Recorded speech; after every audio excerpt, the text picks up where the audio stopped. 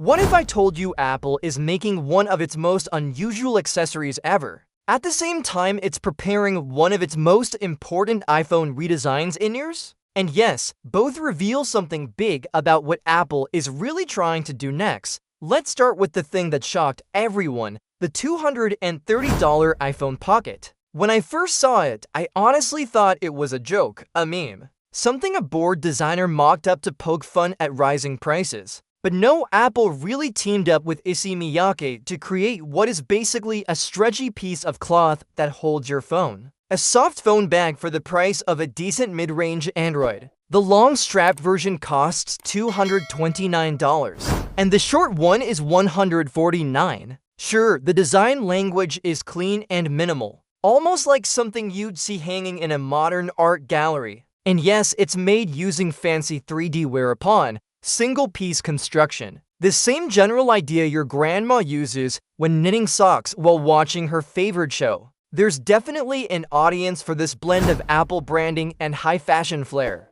But the price forces you to ask what we're normalizing as premium these days. And while the iPhone Pocket makes people question Apple's priorities, the iPhone 18 Pro shows the company actually has been listening to its users. Not everyone loved the new design on the iPhone 17 Pro, especially the contrast between the aluminum frame and the slightly different tone glass panel on the back. According to new leaks, Apple is changing that next year. The iPhone 18 Pro is expected to minimize that rear color difference and shift toward a much cleaner, more unified look. It's a small change, sure, but one that instantly makes the phone feel more polished. It also makes the iPhone 17 Pro stand out as a one-year experiment in the lineup, and that's just the beginning. Apple is reportedly making the iPhone 18 Pro thicker so it can fit a larger battery. Face ID may move under the display, and Apple's long-planned switch to its own cellular modem might finally happen across all models.